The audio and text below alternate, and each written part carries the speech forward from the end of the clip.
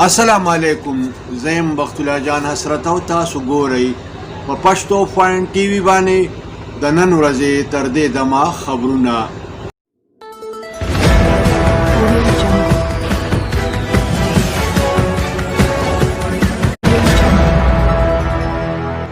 د ټولو اول سر خبرونه.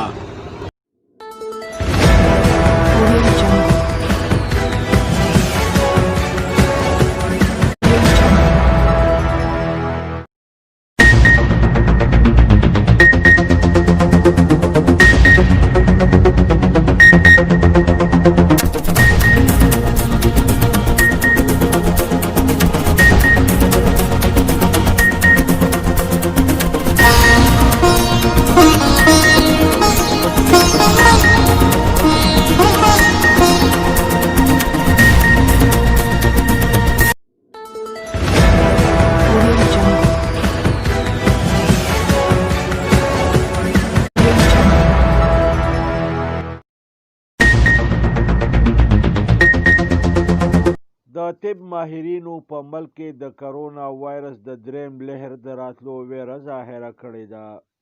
13 ورځ کرونا وایرس په ملک کې 55 کسان نور ووژل. په 13 غنټو کې په ملک کې د کرونا وایرس 1994 مریضان ریکارډ شوي دي.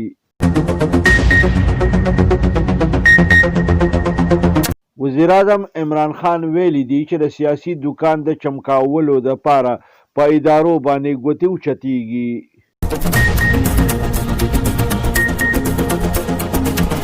صدر عارف علوي د بلوچستان د علماو د وفد سره ملاقات کړی دی.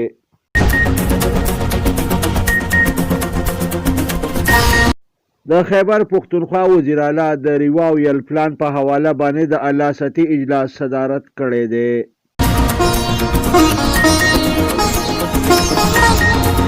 وفاقي وزیر داخله شیخ رشید ویلي دي چې زرداری په کرمینالوجي کې پی ایچ ډي کړې ده.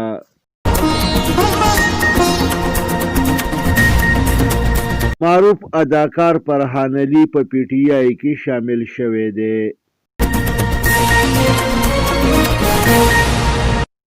د جماعت اسلامي مرکزی امیر سراج الحق په لکی مروت کې جلسه عام ته وینا کړې ده.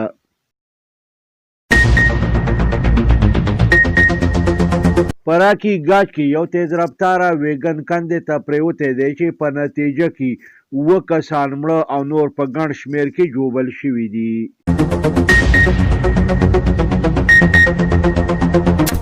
په کراچۍ کې ډاکوانو په مزاحمت باندې 2 وروڼه وژلي دي.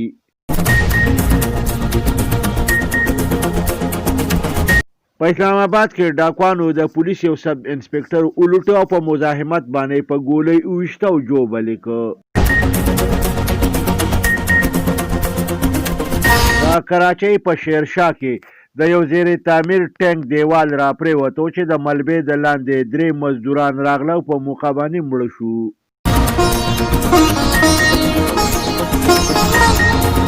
د لاهور های کورټ د پولیس سی سی پی مخ په مخ باندې ورهټه.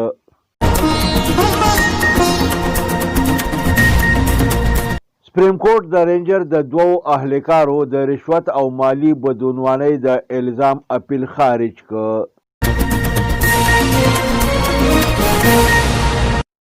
په چین کې د ټولو نه مخکې د کرونا وایرس خبر چلوونکې زنانه صحافي ته حکومت 4 کاله د جیل سزا اورولې ده.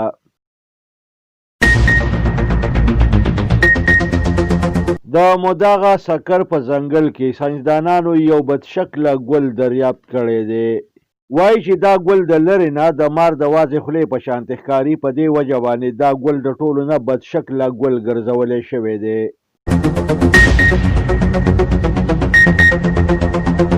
په نیوزیلند کې د پاکستان قومي کرکټ ټیم د نیوزیلند خلاف په اولني ټیسټ میچ کې ځان د پالوان نه بچ کړ. د ټیسټ میچ د 3 ورځې په لوبه کې محمد رضوان او فهیم اشرف ذمہ دارانه بیټینګ وکړ. د پاکستان د قومي کرکټ ټیم کوچ یونس خان ویلي دي چې د محمد رضوان چې څونه تعریف وشي نو کم به وي.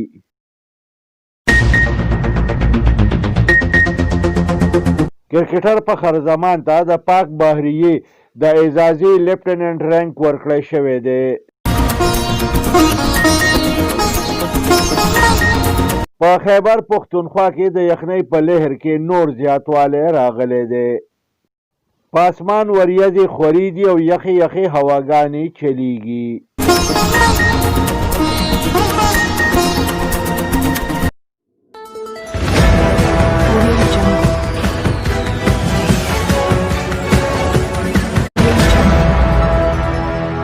او اوس د دې خبرونو تفصیل.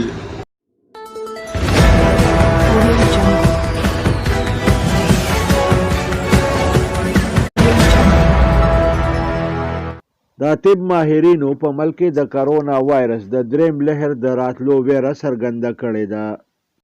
13 ورځ کرونا وایرس په ملک کې 55 کسان نور وژلي دي. دغه رنګې په ملک کې تر اوسه پورې د کرونا وایرس له کبله د ټولو مړو شمیره 9103 ته ورسېده. په تیرو 24 غنټو کې په ملک کې د کرونا وایرس 1994 مریضان ریکارډ شوي دي. په ملک کې د کرونا وایرس د فعال مریضانو شمیره 1,40,488 شوه. سرکاري اعدادو شمار مطابق په تیرو 24 غنټو کې په ملک کې د کرونا وایرس 22,215 ټسټونه شوي دي. دغه رنګې په ملک کې تر اوسه پورې د کرونا وایرس 15,1,83,319 ټسټونه شوي دي. په ملک کې تر اوسه پورې د کرونا وایرس د ټولو مریضانو شمیره 4,83,309 شوه. په ملک کې تر اوسه پورې د کرونا وایرس نه 4,03,900 مریضان صحتیاب شوي دي. دغه رنګې په ملک کې د کرونا وایرس د 2,263 مریضانو حالت تشویشناک ښودلی شوی دی. وزیر اعظم عمران خان ویلي دي چې د سیاسي دوکان د چمکاولو لپاره په ادارو باندې ګوتې اوچتېږي. په ادارو ګوتې اوچتونکي د جمهوریت علمبردار نشي کېدی. وزیر اعظم د پارلماني امورو د مشیر بابر اوان سره ملاقات وکړ. په دې ملاقات کې په آئینی، قانوني او سیاسي امورو باندې خبرې اترې شوې دي. صدر پاکستان ډاکټر عارف علوي د قومي اسمبلی د ډیپټي سپیکر قاسم سوري په قیادت کې د بلوچستان د علماو سره ملاقات کړی دی. وایي چې په دې ملاقات کې په سیاسي او مذهبي امورو باندې خبرې اترې شوې دي. د خیبر پښتونخوا وزیر اعلی محمود خان د ریواویل پلان په حواله باندې د اعلی سطحي اجلاس صدارت کړی دی. وزیر اعلی د پیښور ماډل ټاون د بس ټرمینل او د پن بجلی د منصوبو په حواله باندې ډیډلاین ورکړی دی او ویلي دي چې په دې لړ کې به هیڅ قسم کوتاهي نشي برداشت کولی. وزیر اعلی هدایات جاری کړ چې دا منصوبې دې په مقرره وخت کې مکمل کړی شي. وفاقي وزیر داخله شیخ رشید ویلي دي چې آصف علي زرداری په کرمینالوجي کې پی ایچ ډي کړې ده. د همیشه د جیل زیات وخت په هسپتال کې تیر کړی دی. مشهور اداکار فرحان علي په باضابطه توګه باندې په پی ټي آی کې د شمولیت اعلان کړی دی. د ویلي دي چې ما د وزیر اعظم عمران خان سره په پی ټي آی کې د شمولیت باضابطه اعلان کړی دی. د جمعه اسلامي مرکزی امیر سینیټر سراج الحق په لکي مروت کې جلسه عام ته وینا کړې ده. د په دې موقع باندې ویلي دي چې په ملک کې د قاتلانو نظام رایج دی. د زیاته کړه چې د حکمرانانو د لاسو نه ملک او قام محفوظ نه دي. د وی چې په ملک کې ظالمه، غاصبه او کرپټ مافیا آزاده ګرځي او چا هم در اوسه پورې دې ته سزا ورنکړې شوه. IMF په ملکی او قومي فیصلو باندې اثرانداز جوړ شوی دی. مونږ خپلې فیصلې په آزادانه تور نشو کولی. اطلاعاتو مطابق په راکي ګاج کې یو مسافر ویګن ژورې کندې ته پریوتی دی چې په نتیجه کې 7 کسان مړه او ګڼ نور جوبل شوي دي. په کراچۍ کې د یو ډاکې په دوران کې په مزاحمت باندې ډاکوانو 2 رونه په ګولۍ باندې وویشته او مړه شو. اطلاعاتو مطابق د مړه شوو کسانو نومونه ملک سبحاني او ملک رمضان دي. بل اړخته په کراچۍ کې په یو ګودام کې د زیر تعمیر ټینک دیوال راپرېوته چې د ملبې لاندې 3 مزدوران راغله او په موقع باندې مړه شو.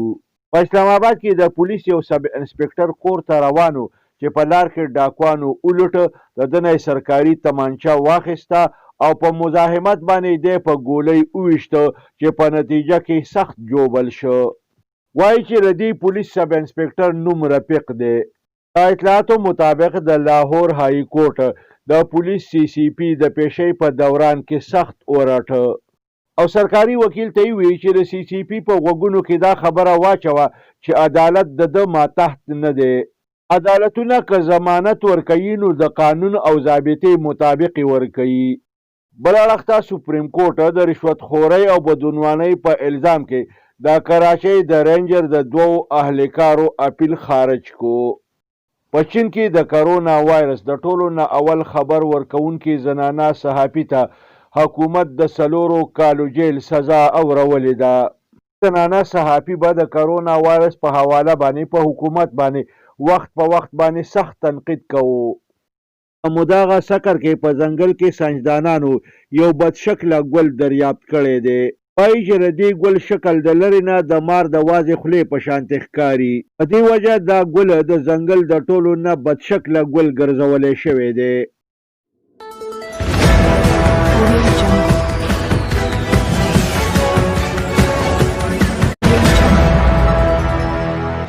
راځئ چې وګورو د لوبو خبرونه.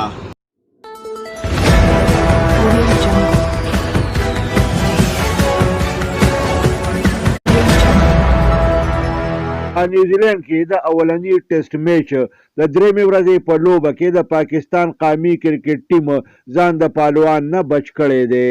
د پاکستاني ټیم 6 لوبغاړي صرف په 80 رنزونو باندې آوټ شوي وو او د ټیم کپتان محمد رضوان او فهیم اشرف ذمہ دارانه بیټینګ وکړ او ټیم یې د پهلوان نه بچ کړ. دې دواړو بیټسمینانو د 100 رنزونو شراکت جوړ کړ او دواړو هاف سینچري ووهلې. په دې شراکت کې محمد رضوان 71 رنزونه جوړ کړه. بل اړخته د پاکستاني ټیم کوچ یونس خان ویلي دي چې د محمد رضوان څومره هم تعریف وکړی شي نو بیا به هم کم وي. زیاته کړه چې فهیم اشرف د آل راونډر کردار لوبوي. د پاکستاني کرکټ ټیم د دې دواړو لوبغاړو ستاینه کړې ده. د راغلو اطلاعاتو مطابق پاک بحریه کرکټر فخر زمان ته د لیفټیننټ اعزازي رینک ورکړی دی.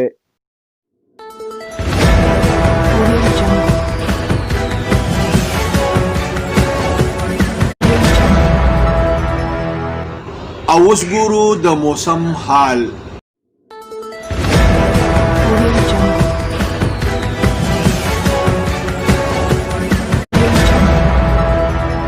په خیبر پښتونخوا کې د 100 ورځو راسې جاري د یخنۍ په لهر کې نور زیاتوالی راغلی دی. درجه حرارت راپریوتی دی، یخې هواګانې چلیږي او په اسمان باندې ګوري وریځې راخورېږي. کله هم چې د شپې اسمان شین وي نو سخته چنۍ پریوځي چې له کبله په یخنۍ کې نور زیاتوالی پیدا کیږي. د سختې یخنۍ له سببه د خلکو اکثریت کاروبارونه په ټپه ودرېدلي دي. خلک د یخنۍ له کبله د کورونو نه د وتلو نه سنډه کوي.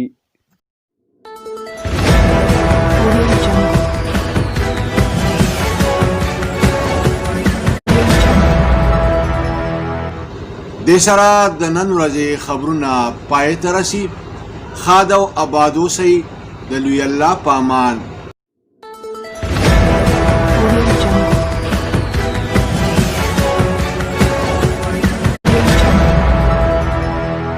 کتونکو پښتو ټي وي سبسکرایب کړئ، دا ټلۍ په بټنه ګوته کېدئ او دغه رنګې دا خبرونه کتنه د خپل ژوند معمول وګرځوئ.